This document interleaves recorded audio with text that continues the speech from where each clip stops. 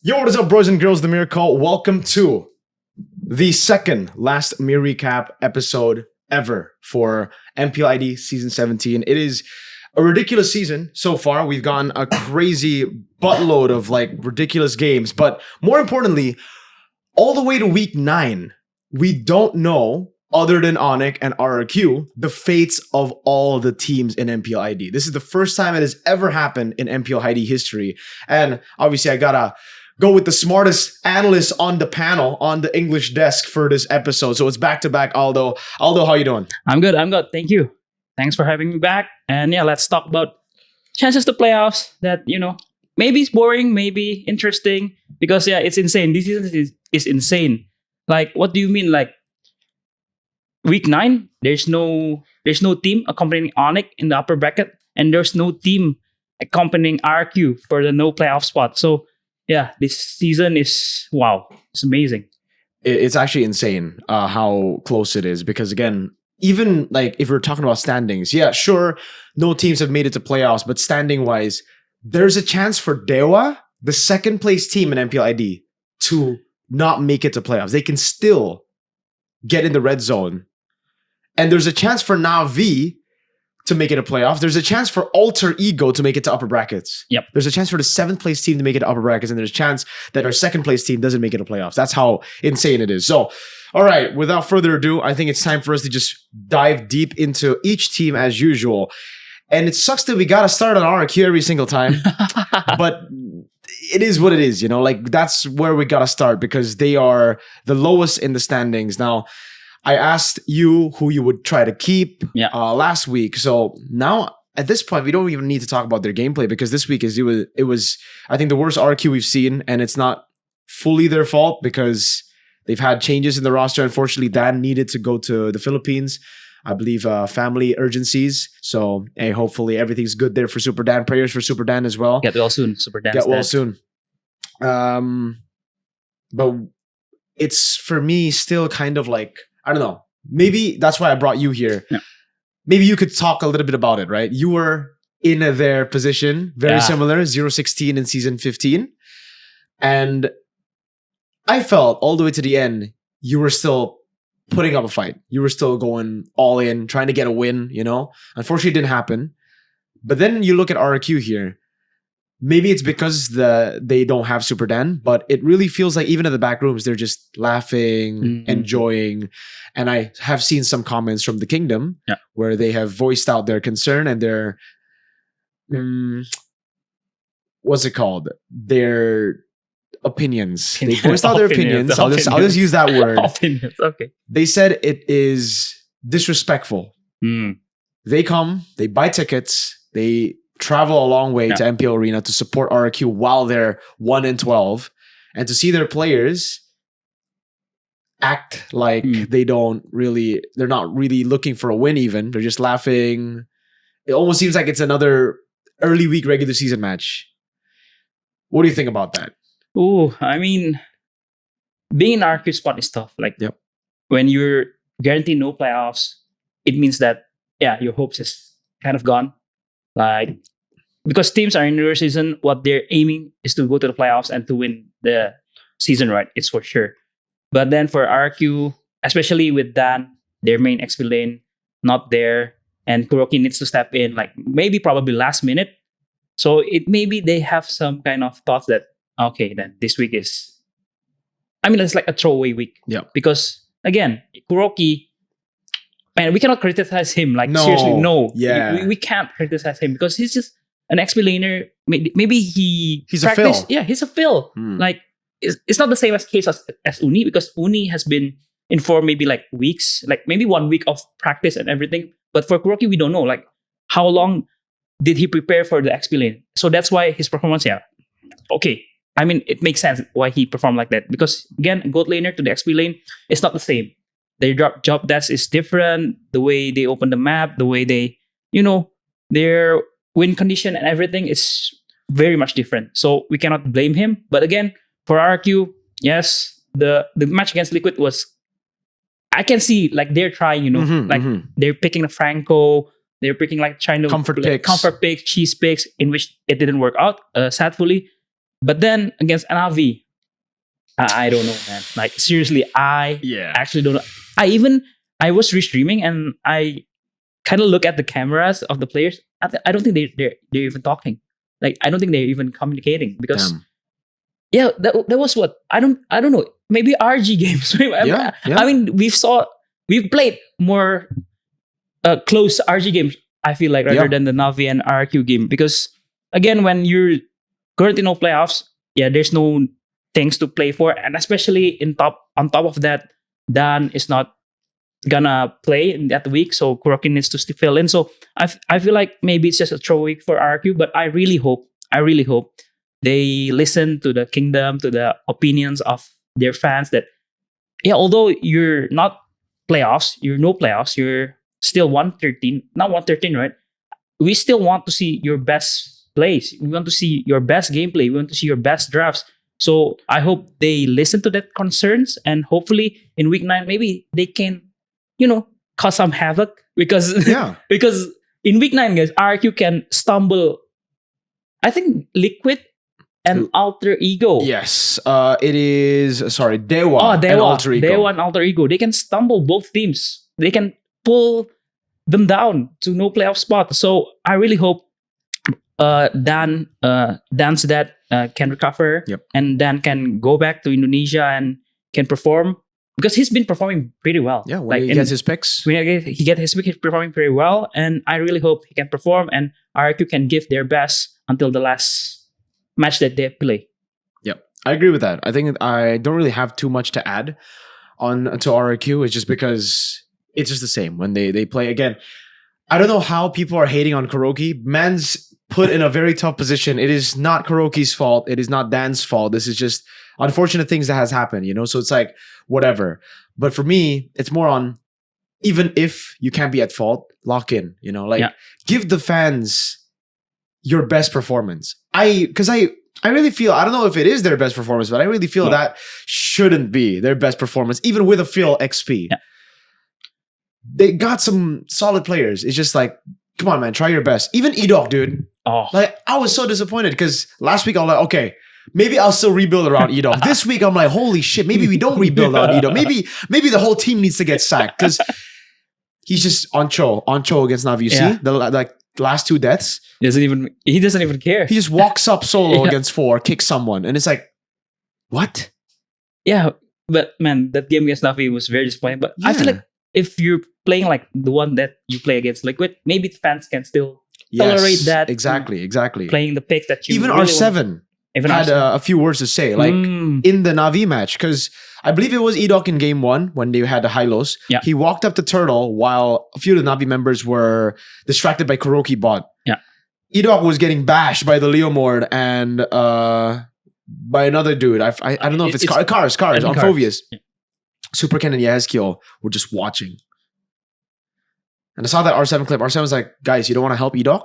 Okay, I guess they're both just gonna let their teammate die. They're gonna let their teammate die. I mean, I do agree. Like, that's why I really, when the camera is on them, I really focus on them. Like, are they even talking? Like, are they communicating? And it's just like their mouth doesn't even move. So so that's why they're autopilot. playing like autopilot.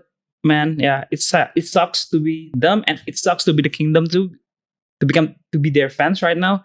But man, I hope week 9 they lock in. They can cause some havoc for teams that is trying to go to the playoffs. Man, just give your best, man. I mean, there's no pressures left. I mean, just play nothing to lose. Yeah. That's exactly what I want too. I just want RRQ to play the way they played against Bigetron. Oh. Right? Like, I mean, maybe it's Bigetron being shit, dog shit, but I don't know. I feel like they had some good moments in there, even though Bigetron were dog shit. So let's move on to, speaking of dog shit, Bigetron. Hey, I got a lot to say last week, all right? I bashed Bigetron. They were so garbage in week 7, bro. Week 7 was one of the worst weeks to be a trooper ever. 2-0 loss against TLID. Another 2-1 loss against NAVI with 2 rookies. Yep. This week, though, they started off getting folked by Geek Fam. So let's start with that. Okay. What the hell are these drafts, bro? What the fuck are these drafts, bro? So, what is that Kufra pick? Coach, Oh man. you gotta explain to me what that Kufra pick is. Do you want me to be blatantly honest? Yes, or yes. Be brutally, Brutally honest. This is honest, the or English podcast, do all you right? want me to be brutally honest, or I just want to be, I'm gonna sugarcoat it. Like I can see where the Kufra works. No, even if you sugarcoat it, you're coating shit with sugar. It's dog. It's still shit, you know? Okay, so for objectively speaking, probably the Kufra pick is for the Guinevere. So that you So can no cover no special migration. No special migration, especially with the Valentina Sure. XP, Mhm. double dash and everything. It makes sense. But again, we need to see their opponent too. Yeah. They have a fucking high loss. Exactly. What do you mean you're playing Kufra against a high loss? High loss is gonna walk up through the bush, doesn't care. You want to try and revenge, try and rage me? I don't care. I don't give a fuck because I'm the high loss. And the way Baloy playing in this match is like he's showing that should be me. That should be me. That should be me. I mean, he's showing levels that that Bigetron needs as a roamer, because I feel like Baloy, what he gives is like the leadership and experience and shot calling. And that's probably what Bigetron was lacking this season, especially. So that's why, I mean, from drafts to Kufra doesn't make sense. Opening up Sora without banning up the Valentina. Sora 4 was even worse. Sora 4 I think it's worse. I think Sora 4 was even worse than the Kufra last pick. I feel like that's worse. And oh my god, that match against Geek Fam, we were like casting, we were like, if I can speak bad words about the draft, I will speak bad words like on broadcast, because I don't understand. Like seriously, I don't understand. Yeah, I think it's very safe to say that. It was horrible from Bigetron. And for BTR, even in game 2, right? Yeah. Sure, the drafts weren't the best. It's bad. It's still bad. It's still bad. But they were leading at a certain point. Yeah. And then they just blew it, right? So this is where it gets problematic, because if it's purely just drafts, we can be like, okay, fuck these coaches. But if the draft sometimes is bad, the players make it work in game 2, but then they just throw, or they just forget about core fundamentals, and they get outplayed in the late game, where they should have. Even Beloyski said in the interview, I don't know what to think. I didn't know what to think in the late game, because they just had a scaling comp and they scaled past us. Yeah. So even Beloyski was kind of already thinking of, okay, what should we do next game? Game 3, right? And then Azara Marcel pulled out that crazy Blade Surge, Furious Dive, Petrify combo, and got Eman, got Niall. They got the carries, and they were cooked. But that was where I was like, oh, damn, this team's not making it to playoffs. I was like, okay. Unless they like really lock in, they change everything, I don't think they're going to make it to playoffs, because the clutch factor is gone. The trust is gone. The drafts even. Yeah, it's not good. Yeah, not good. So it really just looked like we were RRQ. Yeah. It looked like another RRQ. It's like RRQ and Bigetron, 3 points for everybody. But man, oof. But that Friday game, that Friday match was kind of cooked. Horrible. Oh, I mean, I do agree with Mirko. I even said that in broadcast that there's no way this Bigetron gonna choke and gonna throw this game, because again, they're playing Claude, they're playing Yi Sun-shin, they're playing Yves, if I'm not mistaken, if I recall correctly. Yves, Claude, Yi Sun-shin, and they scale out past the Yuzhong, the Suyo, everything, the Cho, everything on the Geek Fam side. They outscale them, but then that's why Mirko said, respectfully, shut up, Aldo. Yeah, because he knows his team so well that he knows that there's a chance that Bigetron might choke this. I called it. No, I legit said. He called it. Respectfully, Aldo, shut up. There's no 100% for Bigetron. It's 50-50 all the way through. I said Bigechoke works in weird ways. And then... Bam. That's what happens, bro. My goats. Maybe... Again, it's week 8 already. Maybe I have the caster curse now. I have it in me right now, because finally I have it in me. But man, like seriously, looking at that first match against Geek, I feel like they're no playoff team. Yep. But on Sunday, oh my lord, holy moly. They went from dog shit to the best team in the world again, baby. Yo, okay. Honestly, they did improve the drafts, but I'm not happy yet, because it really feels like Alter Ego were overcomplicating a lot of their drafts in game 2 especially, Yeah.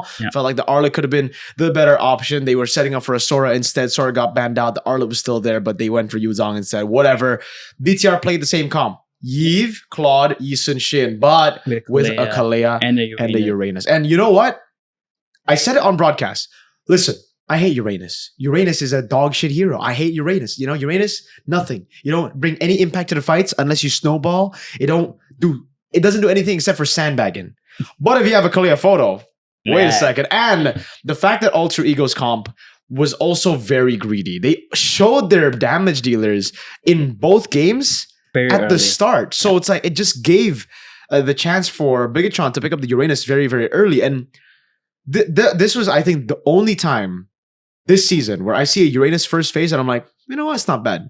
I do agree. Yeah, because if I'm not mistaken, Harith, Jusin, and then Leomord. Yeah, that's a Uranus pick. That's a Uranus game. And then second game, Guinevere, Valentina, Harith. That's a Uranus game again. Exactly. So when I saw that, I was like, it ain't bad. Like it's crazy for me to say because I hate Uranus, but it wasn't a bad pick. And Kalea, Finn. Man, Finn.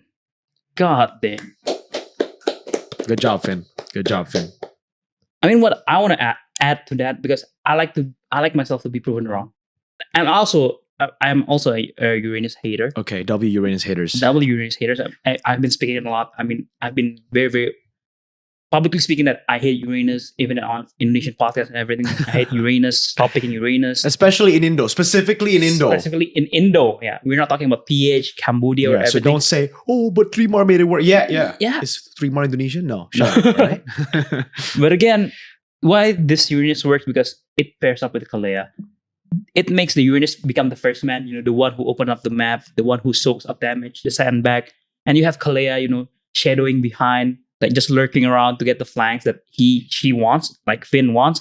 And they did everything like almost picture perfect in the game too. I mean, there's maybe some problems about Hizume's positioning and everything. But again, the way Finn find that openings and everything is just amazing. And it all enabled because of Shogun like trying to be... He opened up the map and everything, soaked up damage. And especially during fights, even in early game, Kalea with her passive and Uranus sustainability is just off the roofs. I really like Uranus Kalea because, for long fights, oh my god, they're unbeatable. Especially with the Yishunshin, with the Cloth, with the Yves. They are almost going to win every long team fights that they will have. And they did. And the way Finn positioning himself, just Tsunami Slam someone, getting kills, and then the way he just, spam his passive is to heal the Cloth, to heal the Yves, to heal the Uranus, to heal the Cloth. Yishunshin. Yeah. And Finn bought photo because he will be playing like that, and he can just out-sustain, he can have a free hit, and it's a showing that you can play Kalea like that. And you can also play it like that too in your rank games, because if you're just gonna out-damage everything, you just get one Tsunami Slam, kills, and then you just punch everything in front of your way just to heal everybody. And that's why the Uranus Kalea works, and that's why Bigetron was able to 2-0 Alter Ego. Yeah, I was very surprised. Honestly, I was coming into that match thinking, this is a team that just lost to Geek Fam in that fashion. The drafts were horrible, the plays were horrible, but I gotta say they really they redeemed themselves there. Well played to the Bigetron boys. They did an amazing job. Niall, got to give a shout out as well. Yes. The Lancelot game 1. Prime Niall, man. That's what we're talking about, Niall. That's the real Niall, bro. You're making all these fans, you're making all these fraudulent fans think you were always bad, bro. Come on. The last 2 weeks, he was pretty bad. But this is what the real Niall can do, Like when he's just not trying to prove to anybody that he's the best. No, you don't need to prove to anybody. You just need to prove to your team and yourself that you deserve to be there. That's it, Stop thinking about people saying you're the best jungler. It'll come if you perform well. So, the gourd from Moreno. Moreno is just always Moreno. Moreno individually is just, he's amazing. I'd say it's actually pretty surprising for me that Eman made a couple of mistakes this series. Because usually it's always Moreno, Eman. These guys can do no wrong. It's just these two guys usually carrying the team. But maybe it's because there are many carries that Eman's just kind of taking a step back. Windtalker build on Claude, by the way. Very interesting in game 1 there. It did help him end really quick. It was 13 minutes. And I guess it's just him playing around movement speed, because he also brought Flicker, not Purify, in game 1. I mean, it's just Eman though. I think he's like one of the pioneer of weird picks and also weird Weird build. items, yes. He's just that smart and he's just that good that That's he can true. make everything works in the hands of M1. But again, yeah, it's sometimes weird to say M1's kind of underperformed because he's been like the main carrier of He's the main guy. BTR He's for BTR. what 3 seasons, 4 seasons in a row, and maybe it's the expectations that we have like M1 always gonna carry. He always gonna perform like 10 out of 10 every game. That's true. And when he kind of slips up, when he kind of makes some mistakes, people are like, M1, what are you doing? Why are you not carrying the game? Because his expectation is very high. Very high, yes. And that's why. But man, again, like looking at Nile Lance yesterday, it's reminded me of the days in Alter Ego where he won 1v4 RRQ with the Ling. I think Nile is a big game player, man. Like, yes. When the stakes are high, when the the playoff spot is on the line, he steps up, he be the main carry and everything. Yes. I mean, that's why I never doubt Bigetron, right? I told you like last week, I still believe in those guys because those rosters, those names are not a 7th place position. Yeah. And the way Nile showed up this, especially against Alter Ego, oh man. It really reminds me like the Ling outplay, the way he played. Let's just go. Yeah, he's a big game play. And hopefully, Bigetron doesn't have an easy matchup. No, it's looking kind of cold. Yeah, week 9 they're facing up against, a losing streak DEWA, but a very strong ONIC. So yeah, maybe we're gonna talk about this, like the way their chances of going to playoffs, right? Yes. So for Bigetron to go to playoffs, they need to win 2 of their games. Probably 1. 1 is still with some, many circumstances, but if they win 2, if they're 9 wins, it's automatically playoff spot. So basically, the standard for playoffs this season is 9 wins. Yep. If you're 8 wins, you're still not guaranteed a playoff spot, which is crazy. 9 wins, but wow, like we've never seen this before. It's ridiculous. Like you're 8-8, you're 50%, you're 50% match rate, but you're still not guaranteed to playoffs. Like that's insane. Like And for Bigetron, they just need to win 1, hopefully, to secure playoffs. But if they win 2, they're automatically safe, and even they can secure the upper bracket too. Yeah, it's insane. I agree. Day 1 play-ins is gonna be crazy, dude. But hey, as Aldo said, that is how Bigetron can make it to the playoffs. Yes, they can just win 1 match, but that then leaves it to the hands of all the other teams. If they don't win, then BTR can make it because BTR is still competing with everybody. Like again, it's hard to just pinpoint the few things that can happen because there is a possibility for a tiebreaker for 4 and 5. There's a possibility for a tiebreaker for playoffs. There's a possibility for tiebreaker for upper brackets. This is truly the closest season we've ever had in MPL ID. I know we say that every season, but it just keeps on getting better in MPL ID, the competition. Yeah, I think we're going to get ready for a Monday work day, bro. Because like, do you see these freaking standings right now, bro? Okay, just to give you guys, you guys will see it on your screen right now. But the standings currently, number 2 is 8-6. And then EVOS are 8-7. Team Liquid are 8-6. Yep. Geek Fam are 7-7. All the way to Alter Ego 7-7. And Navi are 6-9. Jeez. But what I can say, as a trooper, if you're a trooper, you should be happy because Bigetron head-to-head with Alter Ego, Bigetron went winning that. Because I think and even with EVOS. Even with EVOS. So if you're Bigetron fans, maybe the Robin Hood is working because, against upper team, they have the head-to-head win. Yeah. But against Navi, they don't have the head-to-head. That's the thing. Against Navi and Geek Fam, they are cooked. Head-to-head, they are cooked. They have the head-to-head over EVOS and Alter Ego. So hopefully, but even against TLID, TLID is 2-1, 2-0. So TLID gets the head-to-head win there. So they only have a head-to-head win right now against ONIC, Alter Ego, and EVOS. That's insane. Fucking stupid. Anyways, let's move on to the next team then. Yeah, that's enough about Bigetron. Ooh, the dark horse of the season, Geek Fam. Always surprising. They only played 1 game or 1 match rather this week. But I think it's the same for Geek Fam, I gotta say, Nazara. What a player, bro. Nazara, Marcel, what a player, dude. These guys, I think right now they have more of a claim for Rookie of the Season than Dolan. Yeah. Dolan has been underperforming. We'll get to Dolan later. But wow, bro. Nazara's so cold with it, so composed. And even in the interview, you said that his idol is Niall. So it makes a lot of sense, for a guy to just make or join MPL to do this well with Geek Fam as a player who was thrown out by another team, a big team, right? For now it was ONIC, technically. He didn't say thrown out. Nazara did for EVOS. And I love the spice from Beloski. Beloski is like going through another greed arc, dude. It's like another season 12. Remember season 12? Yeah. He was like, let me doing all that in M5. And, dude, this is the villain arc from This is greed. This ain't Beloski. This is greed. And why I say that is because during the interview, Beloski said, yeah, Nazara, the reason he's performing so well is because he wants to show to all y'all haters, the guys who don't believe in him, the guy who switch up on him. That's the personality we want to see for players on stage, man. That W. And Nazara, I need you to be a little bit more spicy, man. How are you going to let your captain, be spicier than you? Come on, Nazara. It's okay. Don't be scared, especially with the way you're performing.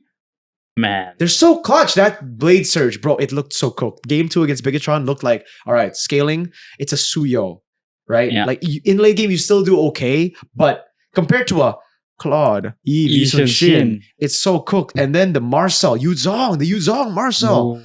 Oh my lord. He's so good at that using. I mean, you scale off, dude, on Yuzong, but not for Marcel. He even said in the interview, right? Why are you playing Yuzong? Because that's my comfort pick. Yeah. And it showed like the way he used the Black Tiger form to dodge. I mean, yeah, besides Niall just misclicking everything, but again, the way he used the Black Tiger form to zoning, to the first drive, patcher and everything, it just shows that he's very comfortable with the pick. And man, that blade search first dive combo, that's just insane. And enough talking about the game 2 because I think we've said it all. But that game 1 Guinevere from Nazara was insane, no? The way he uses the spatial migration to get 2, to get 3. Yeah. My god. And yeah, I do agree with you. Like maybe this week 8, we've seen like the drop of Dolin. Dolin was kind of underperforming. And we've seen the Nazara, the Marcel.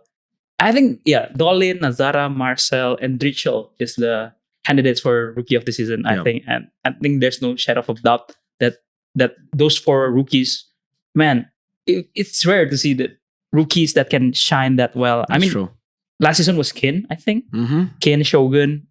But seriously, it shows that even in Indonesia, the regeneration and everything is looking pretty good. I mean, very good. Yes. Very good indeed. So Geek Fam, their chance to play off, they're looking pretty good. They have a better game rate than BTR. They got the head-to-head victory over BTR as well.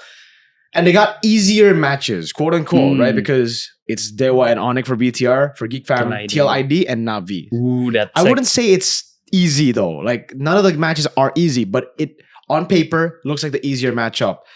NAVI though is so informed. But NAVI is so good. Maybe we'll talk about that later. But again, probably that match against NAVI might be the decider. Decider for both teams advancing to playoffs or not. So basically, guys, for the 7-win teams, so for Geek Fam, BTR, and which Alter Ego, if they can win both of their matches, there's pretty much a for playoffs. But if they win only one, so it's gonna be like a lot of things, but with the game rate and everything. And I think if we're talking about game rate, the most cooked is BTR because of a lot of 2-1s and Alter Ego. You're right. They're both the same. They're both -3. Yeah, but again, BTR have the head-to-head advantage, right? Yeah, exactly. That's why they're ahead of Alter Ego right now. So for Geek Fam, if they want to advance to playoffs, just win 2 or just win 1. I think if they win 1, they're pretty much secured because they have a pretty good win rate. But if they lost 2, that's gonna be tough. Maybe it probably might be them and some other team that might not make it to playoffs. Yeah. So, okay, I forgot to put BTR, rank BTR in the tier list. Where would you rank BTR? Because currently, they're C tier. I bumped them up to B, I feel B, I agree. I would bump them up to B. Geek Fam, though, they still on Dark Horse, right? They're going to be the Dark Horse this every single time, right? Dark Horse for Geek Fam, B tier for BTR, no C tier team. And now we move to, I think, the best team of week 8. This week, NAVI? Yeah. Yeah, boy. Wow. Budi. Budi, Zeon, and Gize. God damn. Your boys are putting in the work, bro. NAVI. Yes, sir. Man, they're clean. I mean, against EVOS, there's probably Dude, that match against EVOS was so impressive. it was very impressive. Maybe some of you might say that, oh, what the fuck is EVOS drafting, Cho Hilda and everything. But we need to see like how Navi played that game. Yes. GLAZE was kind of outplaying everyone with the gourd. Bro, even on the far side, he just doesn't miss feather airstrikes. I mean, the way he punished out Few when he missed position, he punished out Erlan when he missed position with the gourd or the far side. It's just showing that this guy is. I've talked to you, right? Like last week, GLAZE went against Suns. It's good that he still tried, he still tried to do the bouncing ball and Mystic Dash, although it missed because it against Suns. But again, when the players are that brave, the players are willing to try risks, to take risks and do something in the game, it will show sooner or later. And against EVOS, it shows that, man, both of these rookies are something. And the way Aldo has been playing, he's gonna be a little bit more toned down. He doesn't make kind of stupid plays. Aldo, good job, man. Good job. And Cars, do you call out the Pakiro pick? Yeah, I called out the Pakiro pick. Also yeah. I also called the Pakiro pick during my restream because I feel like this smells fishy. Yeah, dude. Why the fuck were you not picking the XP lane here? Yes. And then when I saw I saw the clock, I saw the Zukshin, and I saw the blue. Pakiro is not bad here. Yeah. So I was saying that, and then I think it was Kabe or Airpang or Razaboy. It's like, are you sure Pakiro? But I feel like it's Pakiro. And then when the Fanny shows up and the Alice, I was like, for sure Pakiro, 100%. I can bet. Yeah. I can bet what $100 that is gonna be Pakiro. And it shows. And the way Carsman played Pakiro, I mean, we've not seen the best performance of the Pakiro, but again, that guy on the Pakiro, his aura, signature pick, bro. Signature pick. And the way he just, in the long lanes, doesn't care if the Fanny showed up to him. He just got jab, uppercut, and everything. Or maybe just flanking the cloth, distracting Few on the Zukshin. It's just an amazing thing to watch. Although they almost threw, kind of. But again, they're still maybe a young team, new with their rookies and everything. But all in all, great performances, great drafts from Mr. Tony. Mr. Why Not W drafts. I really like it. And interesting to watch. Hopefully they rebuild. I mean, not rebuild, just build around this roster, and hopefully we can see better Navi. Yep. Probably in the playoffs, hopefully, but it's very unlikely because very unlikely. Very unlikely. The maximum they can get is 7-9. 7-9. Yeah. It's sad to say that because they've been performing like out of their minds. Yeah. And their drafts were insanely good by Coach Why Not. So to see them not in the playoffs is kind of, come on, man. I really want to see them in the playoffs. But hopefully if they're not in the playoffs, they can build around with this roster. Maybe find an upgrade if there's any upgrade. But just build around this roster. And I think it's going to be pretty good. Probably maybe DEWA. Yeah. This season. Another DEWA. DEWA. With insane results so far. It's crazy how good Navi have become in just... Hey, props to Why Not, bro. Well played as well. Props to GLAZE, Zeon, those guys. Yeah, man. I called it too. Same thing. Came into Red 4 and I'm like, guys, I smell a signature pick for Cars. And she's like, what? I'm like, Paquito, bro. I think it's a Paquito. And then they pick up, what was it? What was the pick? No. The Red 4 for Navi. I think it's the Rome or... Was it the Guinevere? No, they picked Guinevere early. Kalea then, yeah? I think they picked the Kalea. They picked the Kalea and I'm like, okay. Yeah. I think we're gonna see it. Because I was like, they need a physical damage dealer. Right now it's like Harith, Farsa, and Gwyn, they need a damage dealing XP. Then they pick up the Paquito and I'm like, hey. Let's go. So we both called it. You on your stream, me on the English desk. W, Paquito pick. Always amazing to see Cars on a damage dealing carry, playmate. Don't give him Uranus. Please, Coach Tony. This should be... All right, don't give him Uranus, all right? So please. We got to convert Tony to the Church of Hating Uranus, man. Oh, gosh. Anyways, I agree with you. I think initially when I saw this roster, I was like, man, against ONIC, why would you debut this team against ONIC, right? Because you don't want to debut against the gods. You're automatically going to lose. Maybe the mental goes down. But then they went up against BTR and destroyed them. Yep. So I was like, whoa, wait a second. These rookies are kind of crazy. Then they did it to EVOS, who we were hyping up. So Yeah, really impressive stuff from Navi. You know, I actually spoke to a Navi dude after their match against ONIC.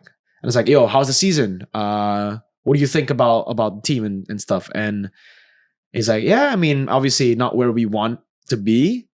So I said, okay, what are the adjustments for next season? Rosters, right? He's like, yeah, I think there is a skill issue within the team. But Tony doesn't think so. Oh. And I was like, oh, shit. Because that was right after the loss with the rookies. Yeah. So I was like, all right, let's give him some time. Let's, you know, I wonder why not trust in them so much? And man, hopefully you can win against BTR, perform like that. Yeah. And hopefully if they make it to playoffs, like you guys make it to playoffs, hopefully you can surprise everyone. I think they have a there's shot. a slim chance that they make it to playoffs because they need to. They gotta hope that BTR lose all their matches. They gotta hope that Alter Ego lose their matches and Geek Fam. So yeah, that's not really the best road. But the only way they make it to playoffs is if Geek Fam, BTR, and Alter Ego make way for them. Yeah. So for Navi, they're 6-9. So they have only one match left, which Max is 7-9, which is the last match of the regular season against Geek Fam. So their maximum is 7-9. So they need to hope that 2 out of 3 teams that have 7 wins. So it's BTR, Alter Ego, and Geek Fam. Yeah. Just 2 out of 3. 2. To not win at all. Yeah. So to be 7-9. And I think they have a pretty good head-to-head against BTR. Yeah. They got a 2-0 head-to-head against BTR. And they also have against Geek Fam is gonna be like maybe the decider for both teams. That's what's exciting, chat. We might see a Geek Fam versus Navi decider for the final day. Yeah. Crazy. Yo, if that happens, best season of all time, best regular season of all time for ID. All right, Navi. Where would we put Navi? I think A tier, bro. Oh, no, is it not? They beat EVOS, bro. I mean, yeah, they beat EVOS, they beat BTR, but right, they beat RRQ, which I don't think the RRQ kind of is even trying.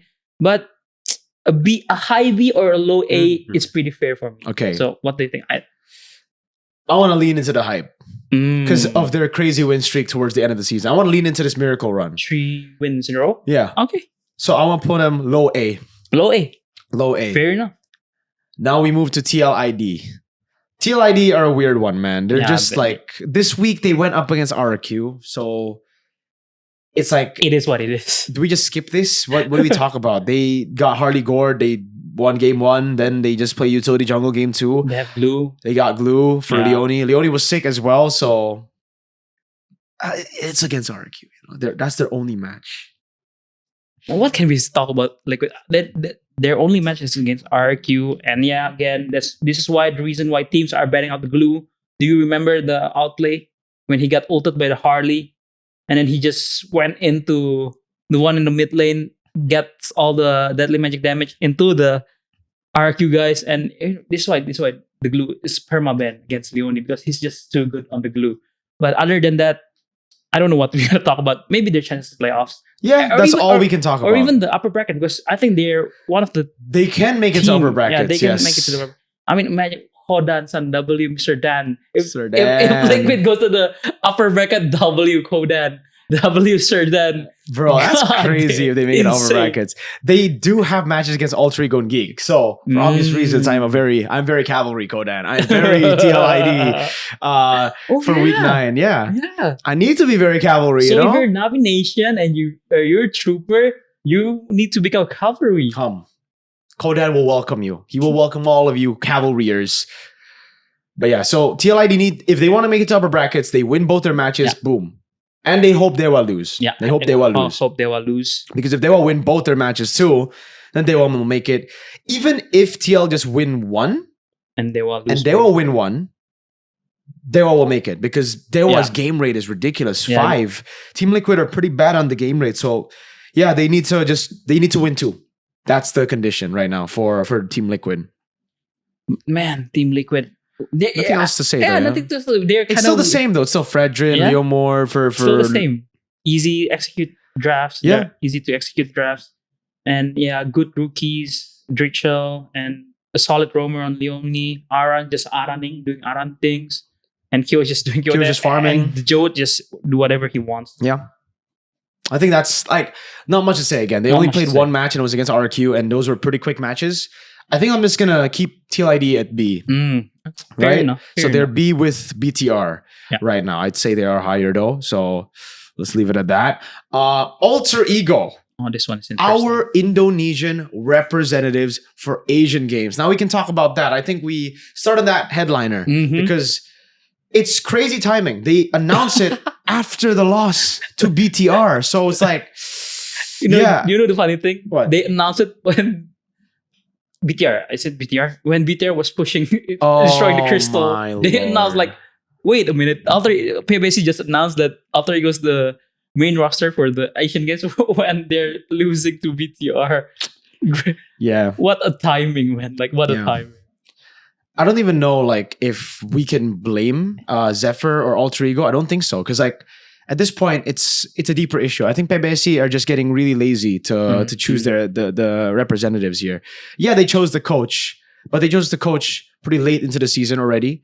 Coach Zephyr is already trying to handle a possible no playoff run for Alter Ego and still thinking about what to do. Yeah. So you add on like selections and all that, and it's going to be obviously very, It's very hard. difficult. It's tough. So I mean, Philippines even just to bring comparison, that's our rival. Malaysia, I don't know about Malaysia, but Philippines, they had a selection. It was very early, right? It was they had a selection very early. That was ONIC Philippines who won, and then they did a reselection. Yeah. So after the meta change, after everything, they still put that into account, right? Unlike PBSC, who chose TLID last time, went through a whole roster change. It wasn't even the TLID they signed up for. And they still were like, yeah, you know what? Let's just keep this team. 9th place went on to get 3rd place. So shout outs to them. They overperformed. Not TLID's fault. PBSC. PBSC needs to start opening their eyes, bro. Because what is going on right now? It feels so lazy. It's like, all right, we'll just pick this guy, just give him the responsibility. Give him full responsibility. We don't need it. If they lose, it's his fault. It's like, dude, Man. open a qualifier. It's- Like, have a selection. Give us some time. Give the teams time. Because I think for Alter Ego, I don't know. I can't speak for Zephyr. This is just an assumption. Yeah. He's like, okay, I'm still handling playoffs. I'm going to handle the team. It's easier for me to just take my team. And probably. I mean, Right? Do you know when it's the Asian Games? Is it Asian Games is still a while from now, dude. mid-year? But they got to sign up first, I guess. Yeah, Asian Games MLBB when? Let me just search it up. Asian Games, 19th of September. 9th of September. It's near ENC. Yeah, it'll be back to back with ENC, I believe. No, ENC is in November. ENC is November. So, yeah. So probably that's the reason why, because September, although it's still pretty They long, still got to lock their rosters. but you need to register and everything, and maybe there's no time to do the qualifications and such. Maybe. Yeah, that's why I feel like back in my days, I feel so old when I'm saying back in my days. What do you mean back in my days? When I handled the SEA Games for the Hanoi for Vietnam, I think it was back then 2022. Yeah, 2022. They have a qualification. They have tryouts. So the coaches send the names that they want to try out and list. So that's why we get the roster of Sans, CW, The All-Star. R7, Second place. Yeah. second place. Vin. And And I think Keyboy and Keyboy, Luminaire. So yes. it's seven players. And Albert.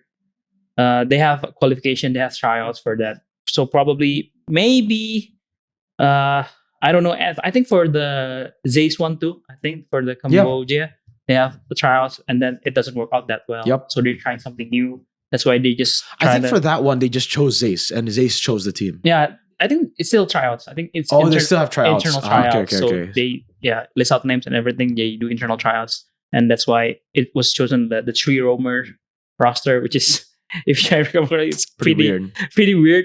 So maybe looking at that, maybe as an evaluation, maybe it's not as good anymore. We just try to just pick one team and go with it. Just what you call boot camp, base camping, and everything. And that's why they choose TLID.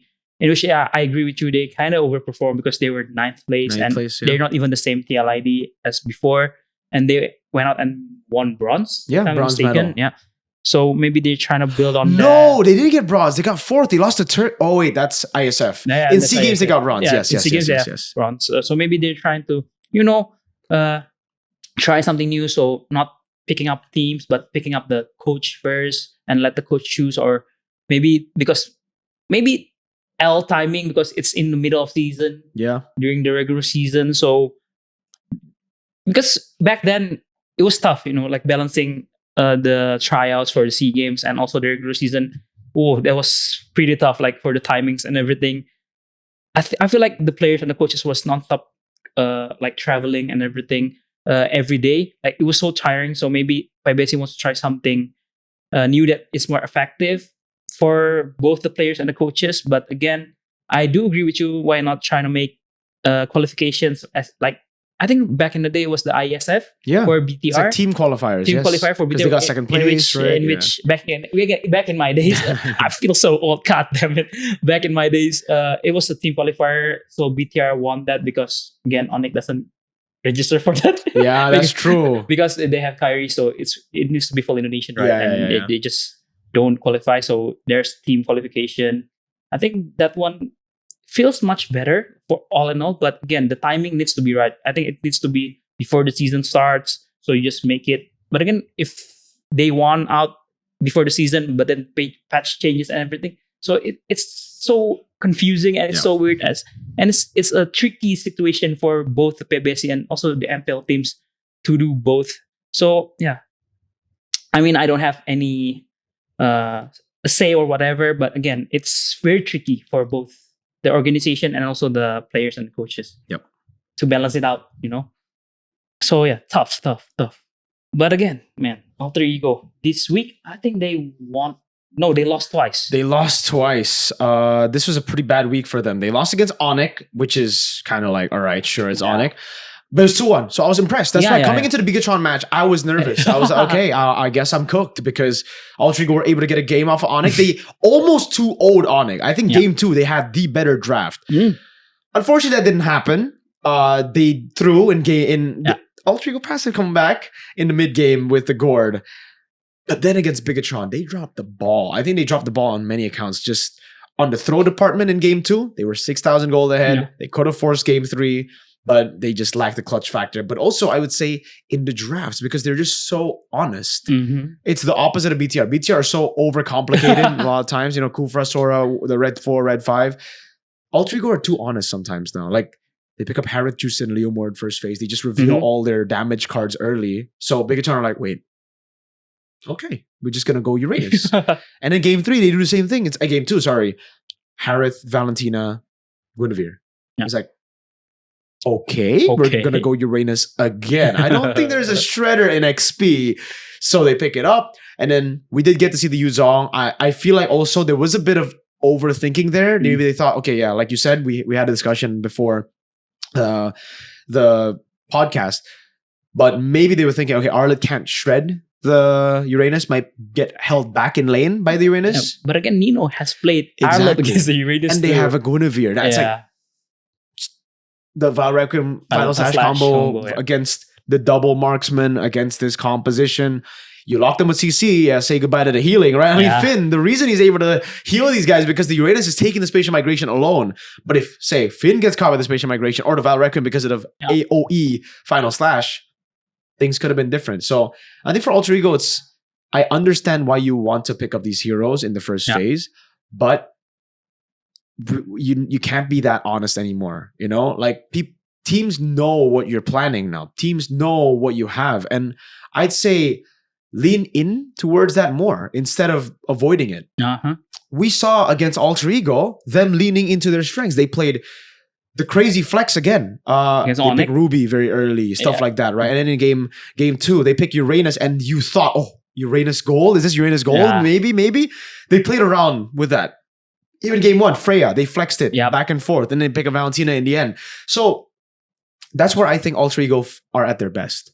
Alter Ego are at their best when they can dictate the draft through their flex picks, through their unique heroes. And they're at their worst when they show their cards early. When they just show Harith is going to go gold, Juicin's going to go mid, Leomord's going to go jungle. Bang. Yeah. Bigetron are like, okay, then we'll play our game. And we are better at that.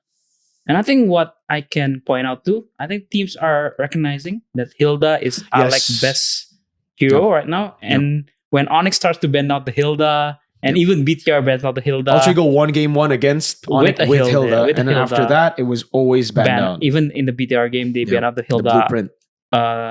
First 3 bans because Alter Ego doesn't try to pick up the Hilda even in the first 2 picks when they're red side. So it shows that Alec is very comfortable with this pick, and the team is also very comfortable with him on it. You know, just mirroring everyone, screening everyone, zoning out the carries and everything. So they are much more comfortable with that kind of play style. So when it's banned out, maybe they start to kind of overthink it. Maybe they start to, because I feel like against ONIC, the drafts are won. Like game 1, game 2, I agree. they totally won the drafts. But game 3, I was kind of, they tried something out. And I see the vision, but it didn't work. Yeah, it didn't work out.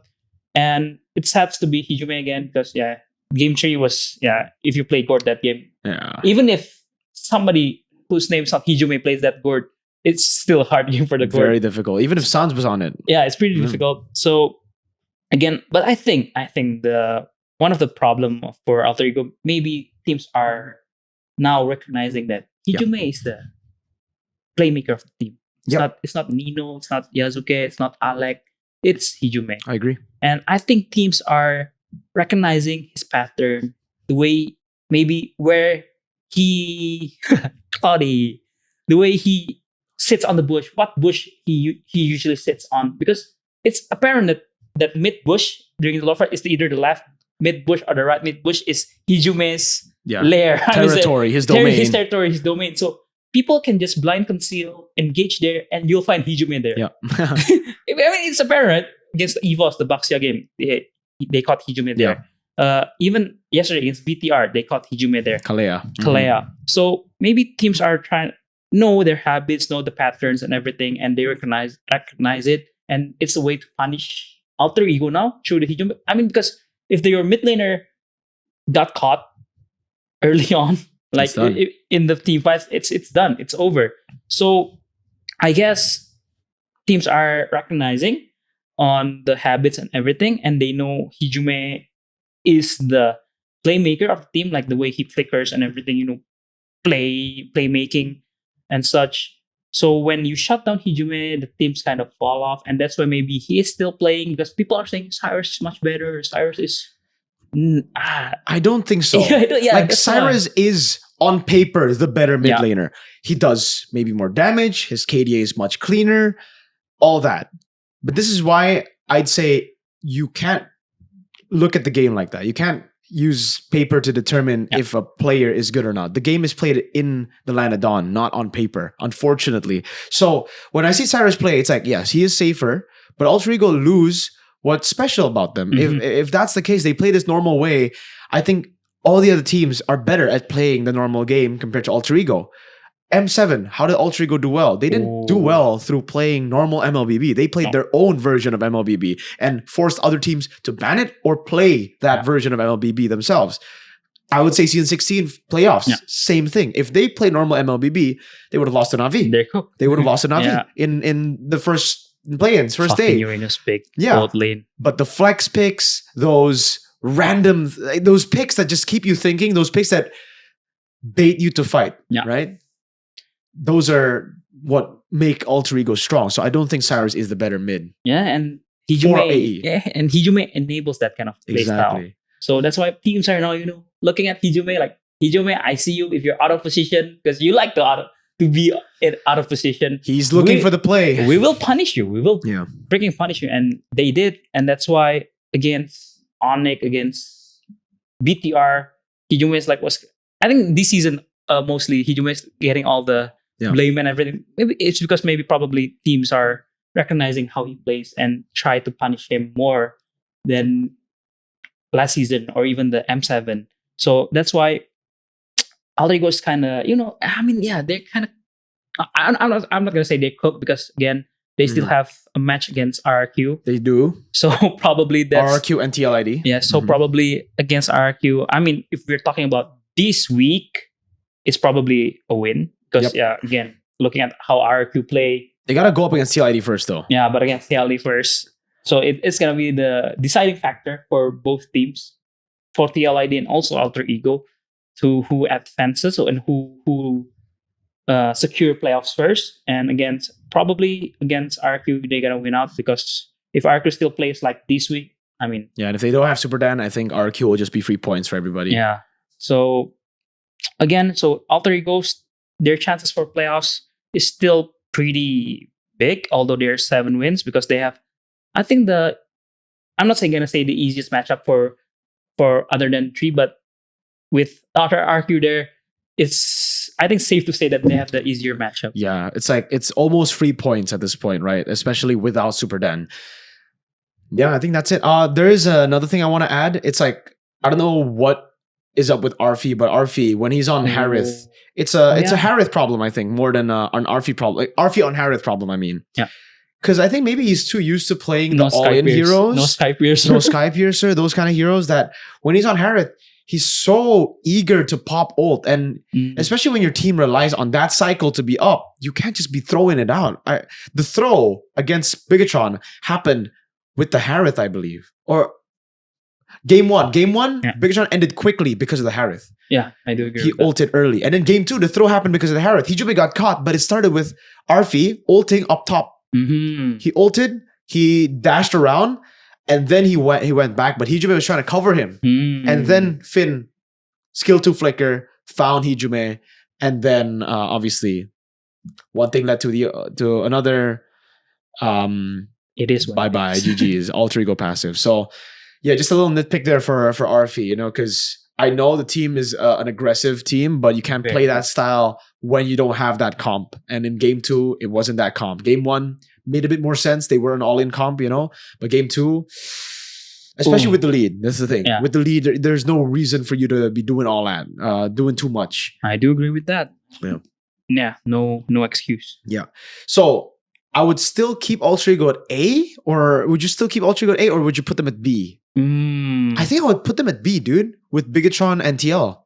I think with the loss, 2 losses, I think it's fair to put them B.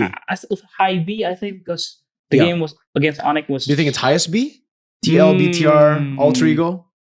I think highest B. I think it's highest B, because again, the match was against ONIC was pretty close. Yeah.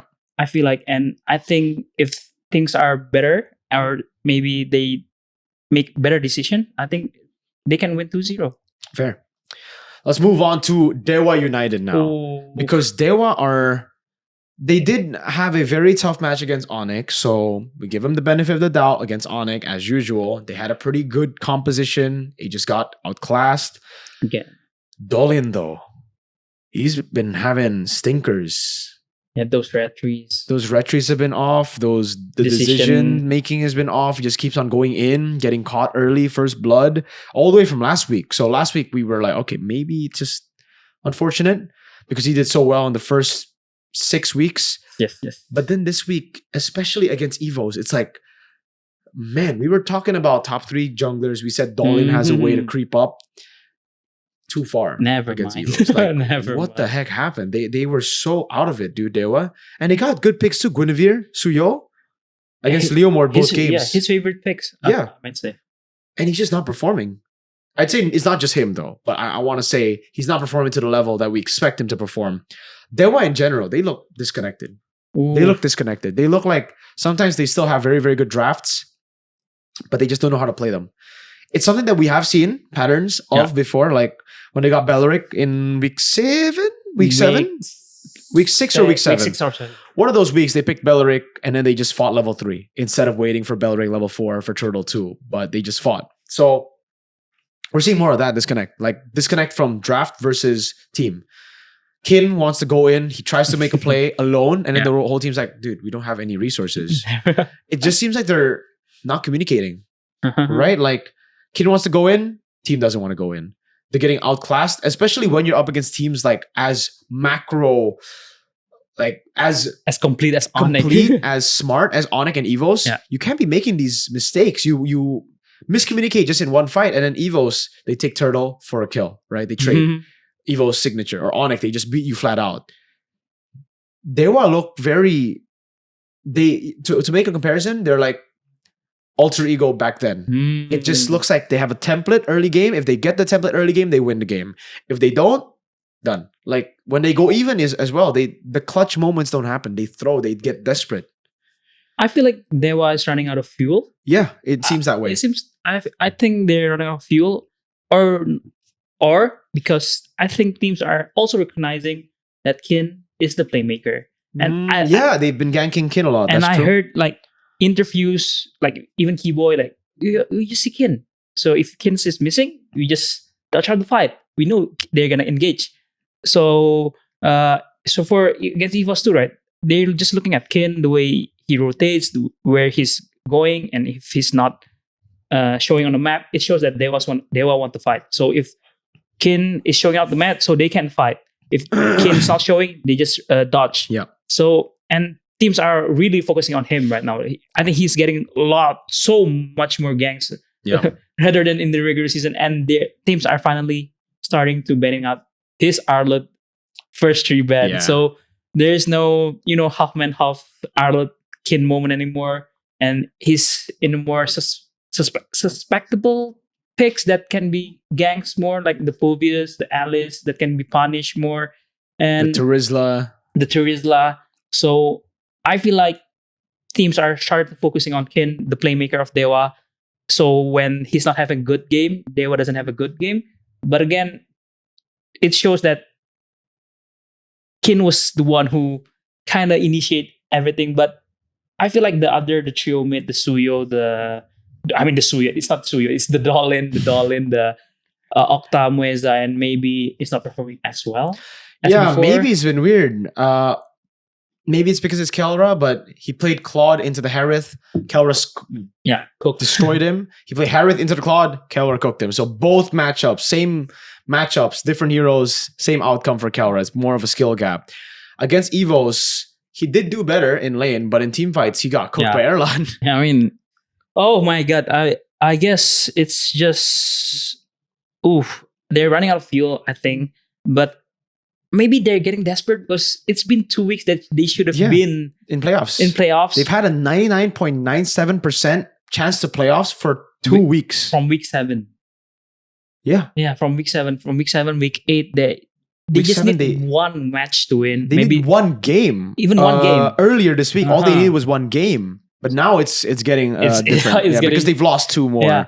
So maybe they're getting desperate. Maybe they're trying to chase the playoff spot. Maybe they're trying to chase the upper bracket too much. They kind of forget like what they should play, like what they should do in game. Excited. Maybe they're getting excited. But man, again, if we're just talking about this week and last week, it's pretty bad. Very bad. But hopefully they can regain their momentum. They can regain their... Not too soon though. Hopefully. Because BTR... Hopefully they can regain their, play style and everything. Yeah. So because they're gonna be an exciting team to watch in playoffs. We've seen the Joy pops out in the playoffs, like out of nowhere, like Joy XP for Kid. So that kind of thing is pretty dangerous. I think they was more of playoffs team because again, the pocket picks, the cheap picks, the way he plays, and the way Coach Wright, orchestrate everything. It's gonna be scary. So I hopefully this week, week 9, last week, they can regain their gameplay momentum and everything so that they're ready for playoffs, and we're gonna get a good showing for DEWA in the playoffs. Amen, dude. But I agree. It's just, it really feels like the blueprint is Kin on the playmakers. Arlet ban is like banning Alex, Hilda. Yeah. That's it, right? So DEWA, I think we downgrade them from A. They've been on a lose streak. 4-match lose streak, dude. It's that we gave them the benefit of the doubt last week. We already kept them at A, highest A last week. I think it's time for them to maybe go to lower A. Who was NAVI was lower A. Wow. I mean, if we're talking about this week, NAVI is performing better than DEWA. I mean, okay, you know what? I think DEWA deserves to be in B. I don't think they deserve to be A. Yeah. They're on a 0-8 lose streak. They haven't won one game at all. They won a game against Alter Ego last week in week 7. So so they've only won one game. Oh, they won a game. Oh, wait. But they're still 4-match lose streak. No? They're 3-match lose streak. Sorry, 3-match they lose did streak. win against Geek Fam. 2-1 against Geek Fam. They're 3-match lose streak. They lost to AE. They lost to ONIC and EVOS. Yeah. Huh? Okay. Yeah. So I think highest B. Highest B Highest B tier. Fair enough. So Navi are A and DEWA are, dude. That's why the tier list. Like a lot of people are like, why would you make tier list? Just look at the standings. No, that doesn't. Look, some teams can suddenly find their form and lose their form towards the end of the season, and DEWA and Navi are a very, very good example of that. Because DEWA are currently still number 2, but they don't play like number 2. They play like mid-table. Yes, sir. Next up is the team that we were glazing last week. The team that we were glazing hard last week. It's so fun. EVOS. This week they went from EVOS PH to EVOS, as Age mentioned, Poke. PH, okay. Poke is slang for garbage. Poke. It means Noob. point chill, noob, like low stars, mythic, that shit. So, yeah, EVOS look like Poke, but I disagree. I think player-wise, they were doing well. Draft-wise, they were doing horrible in the match against Navi. They were also outplayed by Navi. It's more of a case of Navi was just good than EVOS were shit. In this case, I genuinely think that is the case. Because when we saw them against DEWA, wow. That was just the EVOS we expected. Slow, you get turtle, we get kills. You get kill, we get turtle. We get objectives, we boom. And then team fights were clean, everything. That's why I don't really want to go. And people, I can't believe it, man. People in the chat were like, oh my God, Mirko, this is your best jungler, Albert. I'm like, yeah, dude, he is. He's still number 1. Yes, a loss to Navi doesn't make him the worst jungler or doesn't make him not number 1. I still think Albert's the most complete jungler in Indonesia. I think he's number 1 still. And yeah, I don't know. It was just a bad game, bad match. Navi were clearly better. Navi improved by a lot. Yeah. But then they showed their class against DEWA. But again, for Albert, I think that match against Navi, I think his worst performance. Yeah, that was I think his season, worst performance because this season, his strategy was not on point. Ando was getting gapped. He was getting gapped by Ando. But again, I think it's more of a I do agree a draft problem. Because I think Coach Reinhardt outdrafted them pretty bad because the way they pick up the Cho and Hilda, they are expecting an assassin pick from Navi, so they kind of you're gonna pick a Lance, you're gonna pick a Nolan, so we're just gonna fuck you up with a Cho and Hilda. But nope, a Baxia. Yeah. So, but then again, against a Baxia, there is a high loss. If I remember correctly, there was so many tanky boys, so many tanks. The Cho Hilda doesn't work, and the way EVOS played, because right now, especially during this past few weeks, they play slow, right? Mm-hmm. They don't play for the tempo. They just want to scale up. They just want to get their atom spike and just explode. If you're playing Cho Hilda, you need to play with the tempo. You need to win up the early game. You cannot be dodging fights, dodging first turtle fights. You cannot give up the enemy free turtle if you're playing Cho Hilda. Yeah. If you're trying to scale out with a Cho Hilda, that Cho and Hilda is going to be another minion in the late game. You're just going to be a sandbag for the enemy team, and that's why it doesn't work out. And for the second game, they pull out of Fanny again, but again, it was more an updraft. The Paquito pick, they picked Kalea as well. Yeah, more like maybe a skill check, an ego draft, I can say. But again, against DEWA, what a match! What a game! Everyone showed up. I love the Sora pick because they know the Alice, the Gatot will go in. So what the Sora do? What Luke did? He just gotta be the cover. The shifting size was used as a cover. So when Alice goes in with the Gatot AOG, he just shifting size on top of everything. And that's why the game was turned around, because Luke on the Sora he's very smart. He doesn't initiate with the Sora. He just wait out the Throne of Ruins. He just wait out the AOG. He wait out inside the AOG and the Throne of Ruins, and he just shifting skies in, gets 3, and it turned around from there. And it's insane how they're so inconsistent. I mean, it's so weird. It's 1 week they look like EVOS PH 4-0, very clean game, and then next week, what the fuck? What happened? What is this? Yeah. What is this? What is this draft? What is this gameplay? And then on Sunday, you go back like, holy. I mean, hopefully they finish. They know what they need to do for the playoffs, because man, these EVOS can do something in the playoffs for sure. Yeah. And just like all the other teams, there's a chance for EVOS to not make it a playoff still. Pretty small. Very small DEWA chance. and EVOS is pretty small chance. But the thing is, if they get into a head-to-head against BTR, they lose out. So that's their main threat right now. If they lose their next 2 matches, oh shit! EVOS only have one. Oh and shit! It's ONIC. Uh-oh. Wow. But it's still very, very, very, very small. Small. Very, very small. even if they lose, the teams need to a lot of things need to happen for EVOS not to qualify for playoffs. That's true. That's true. So it's very unlikely still, but damn, against ONIC is their last match. Anyways, other than that, I feel like the same thing I pointed out on broadcast. By the way, they picked Cho Hilda. I'm like, so you're playing the PH game, the like slow game, but with a composition that doesn't play slow, and you're giving early game to the best early game team in MPLID. Like NAVI notoriously are amazing at capitalizing on early game. They just lack the clutch factor or the factor to end games, to close games. Yeah. But with Jize and Zeon, it seems like they fixed it. I think it was maybe a Shiva issue. I don't know where Shiva is, by the way, because Shiva isn't even back room. So maybe he's cooked. Like I don't see him anywhere. No idea. We're moving on now to EVOS. Put him A tier. Yeah, I do. They're inconsistent at their prime. They're S. If they play the way they play, like that, like against DEWA, against Liquid all the time, they'd be at S. But again, unfortunately, EVOS are EVOS. There's only one S tier team in Indo, and it is ONIC. So EVOS highest A, yeah? I do agree. Still over Navi or Navi over... This week, Navi over EVOS. Like they just... Navi look like the second best team in the league. Yeah, this week. I mean, the result shows they're 4-0. They're 4-0. Come on, chat. Like it makes sense, you know. They beat EVOS, and EVOS are still clean. They beat DEWA. I mean, you know, it's still there.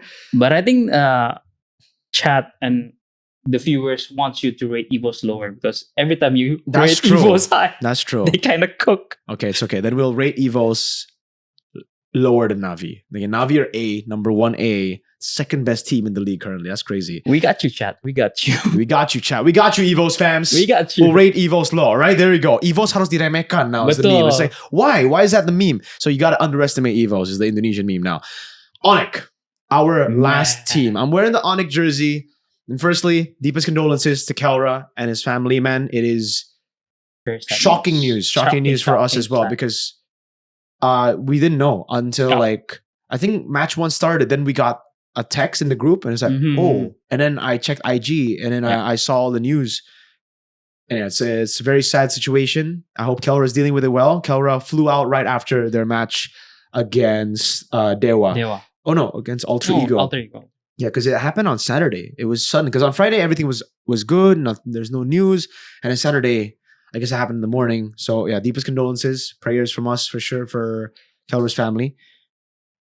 And yeah, right after that win, him and Yeb went straight to the airport. But I think everyone on the ONIC. Yeah, they caught up. They caught up. And if they ended quick in the media interviews and everything, then they could. I think they all go to the airports to send Kelra. I don't know if Kelra with Coach or not. I don't know, but Kelra straight after the match against Aldo Ego went to the airport and flew to the Philippines. But again, man, what a player, what a mentality, what a professionalism. W professionalism, man. He played out. Guys, maybe many of you think or talk about why is Kelra still playing? Why is ONIC so mean? Why when he's grieving, still let him play? No, it's Kelra's decision to play. Yep. ONIC were ready. ONIC were ready to play Samuel. Because we heard CW speak in an interview. CW speak in an interview. They are ready. I think this is also his first experience dealing with this because nobody know it will happen like this, right? Yeah. They're ready to let Kelra not to play. They're ready to play Samuel. They're ready to give Kelra some space, but no, Kelra decided to play. He wants to dedicate this match for his father to show that this is for you. That I can still fight. I can still give my best. And damn, he did. Crazy. W work. I mean, W Kelra. I mean, we've heard a lot of sad news this season. The passing of Niall's brother. Yes. The passing of Key, fathers-in-law. But man, those 3 players, Kelra, Niall, Key, what a professional player. What a mentality. They still play their best. They still give everything that they have. Although maybe they still feeling grief, feeling sad, for sure. everything. But man, W for everyone. W everyone. But for Kelra, W ONIC, WBTR, W EVOS.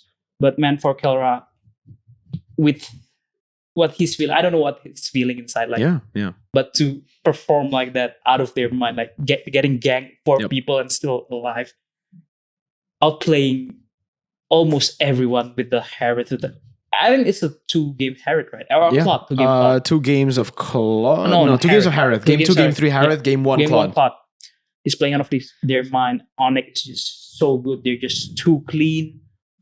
I mean, what we can say about maybe probably this is gonna be an ONIC glazing segment, but again, Keyboys Marshall's just best Marshall in Indo. Best Marshall in Indo. The way he counter initiate the golden hour on the Lord, golden hour when they get the holy shield out. Yeah, to get the holy shield out. The golden hour to disengage. There was initiation. Yeah. That one was crazy. That one's crazy. The blazing duet, the Torrent of Ruins getting golden hour. Yep. Insane.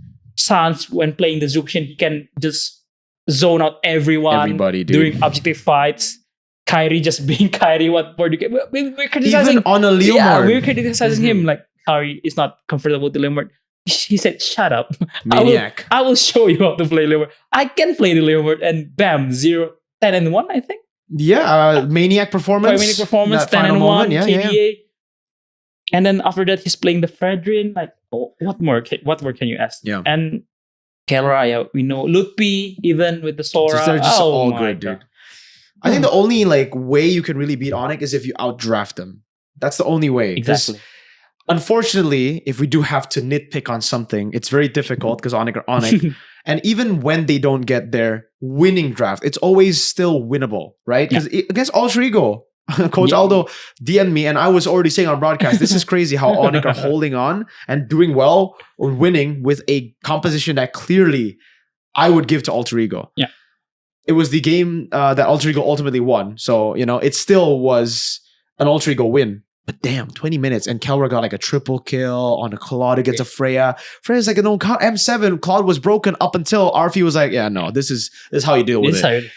And yeah, he did win, but ONIC were holding on for so long. They played so well against a composition that was better than them. And game 2, I think another composition that was better than them, but ONIC just outplayed the shit out of Alter Ego, and obviously Alter Ego's passive hit in that game. They that random mid dive. I spoke to Hijime after that. I was like, Hijime, what the heck? He's like, yeah, dude, I wanted to turret juggle for RFE. I took too many shots. I got executed. That was my bad. I was like, okay, unlucky. But yeah, that's the only way for me that I see. You have to have very good players. Obviously, you need to play well, but you need to have a massive advantage coming into the game. That's how you beat ONIC. I do agree with that. I mean, the 2 matches that they lost, draft was kind of win on the enemy from BTR side. Yeah, they won up drafts kind of. Against Geek Fam is an apparent draft win for Geek Fam. And game 1 Alter Ego, it shows that no matter how win the drafts for you, you still need to execute well because ONIC will still find a way on how to win out the game, which is insane. Like, I was like, ONIC are still ONIC. I was chatting Mirko. I was not really streaming because I was outside. I was like, what the fuck? What the fuck? Is this ONIC still gonna win? Because we've never seen Keyboys Glue. But damn, holy fuck, that guy can play Glue so well. And it was against RFE Freya. It was God damn. And yeah, looking for game 2, I was kind of throw for Alter Ego, but game 3, when you give Kyrie Fanny, man, oh man, he will perform. Dude, when I saw the Fanny open, I was like, no way. Alter Ego just did this. Like, what are they going to counter it with? Kalea and Tovius? Because, even if, I don't think it's a counter. Then they pick up Ruby, and I'm like, Kalea, Ruby, whoa. Okay. But yeah. Never mind. Kyrie is Kyrie. When it comes to Assassins, he's still number 1. So, nothing much to say about that, Mr. Kyrie, man. But yeah, I guess we're done with ONIC, right? There's no movement for the S tier as well. Obviously, they've been there from the start. Even when they lose, it's always kind of like, we'll give them the benefit of the doubt. There's no way they lose constantly. There's one thing I want to say, though, because we did see some ridiculous, disgusting comments in every live chat. Mainly, I believe it was in the MPID live chat. It was fucking insane. But even in the English chat, we saw some dumbasses, bro. Toxic comments. And I'd say here, yeah, I mean, honestly, we should have mods on the MPID channel. We should have mods on MLBB channel. I don't disagree with that. But just ignore them. Block them. That's the only thing you can do. Because if you give them attention by saying, you mentioned their name, what the fuck? Why would you say that? They're happy. they enjoy the enjoy attention. it. They enjoy that, and it's like, what the fuck? Yeah, don't give them attention, guys. Just ignore them, block them. You see their comment, it's like disgraceful comment, disgusting comment. Block them. They have nothing to do in their lives. They're probably losers. So just don't need to talk about that, and don't need to mention them. That's all I want to say, because I don't even want to like bring up the issue, because I don't want them to get attention. But I see too many people get baited by that. You don't read that out. Don't listen. You see a little comment you don't like, just block that guy, bro. Yeah. Low IQ. Rage bait or low IQ, call it. The entirety of the TikTok audience, that's basically rage bait or low IQ as well. So yeah, that's it for ONIC. That's it for the MiRecap for week 8. We still have, by the way, ONIC, there's no playoff scenario. There's no upper bracket. They're the only team who've won everything. Upper bracket scenario done. Playoff I mean, done. even champion of regular season. They're the champion. Yeah, no one can overtake them anymore. So GG's to ONIC. Again, leave condolences from me and Aldo to Kelra's family, and wish him all the best, man. I don't even know if he's going to play in the next week. I hope he gets enough time, because they're already regular season champion. They're already upper bracket number 1. They're already secured everything. We might not see Kelra. It's fine. It's fine. It's like, if there is a time for him to go, this is obviously the most appropriate time. He should just take some time alone, get some space, and come back stronger. Come back stronger for that trophy, for the achievements, and that's it. You have any last message you want to send, Coach, to the viewers? So we're not ranking top No, 3? because we already did it. Oh, we already did. So I want to get like the list of every different. So this week I wanted to get. Do you have any changes? I meant just for Dolan, probably. Dolan for Junker. Okay. So who would you put in Yazuke? Albert Kyrie Yazuke, right? Albert Kyrie. Oh, Junkers. That's Niall did well. No, this Nazara. week. All right. Probably Nazara then. Nazara. I didn't like Nazara. So that's the only change you would make. And XP is still the same? XP, yeah, I think still the same. Mid, I think still the same. Few still doing so well. Rome? With Suns. Rome, it's still. Yeah, maybe T-Boy. Moez drops down. Change who though? Leone? We already have Alec there, right? Oh, Apro. Yeah, I would put Apro. Apro is the player of the week, no? Yeah, he is. So, for Gold Lane. The same. Kelraiman. And Erlan, right? We said. I think that holds up. But Zeon is close 4. Yeah. Zeon is so close 4. A change. Come on, Budi. Apro, Zeon comes in close 4, and Jungle. Nazara. Yeah, I think that's fair. Everything else stays the same. Okay. So, last words, man. It's been a great week overall. Maybe an interesting one, because again, we still don't know who gets the upper bracket, who doesn't qualify for playoffs, who qualify for playoffs until week 9. It's a rare season that we get this kind of season. It's unlucky for the Kingdoms, and because you're not even in it until the last week. But again, hopefully the best for you. So hopefully you can evaluate and rebuild for next season. But again, for other teams, just stay positive. Don't be toxic. Don't be, that annoying guy in chat, just chatting, getting attention, attention seekers. Because again, MPL is built for you guys to enjoy, for you guys to have fun, for you guys to, it's an entertainment for you guys. So enjoy it while it lasts. I think MPL, all region, I feel like it's one of the best MPL, like this season, especially the way TLPH plays in the Philippines, TLPH Falcons and everything. The way SRG has been losing finally in Malaysia. Even though they don't have their main 5, Even though they don't have main 5. I think this is an interesting season to watch overall. Like MPL Global is interesting to watch. So let's just keep on being positive, try to build a better community, and try to just enjoy more, these players, these teams play. Also, not only for them, but for you guys to enjoy too. So please, let's hate less and love more, so that we as a community, we as an MPL fan, MPL enjoyer can enjoy more and be more positive. I agree. Hey, Coach Aldo, thank you so much for joining me again for the MiRecap. We'll have Sheffin next week. We'll try to get some of those crazy takes from Mr. Sheffin. But that is it. Thank you so much for watching. I appreciate y'all. Thank you, Aldo. Thank you, sir. That's it. Goodbye.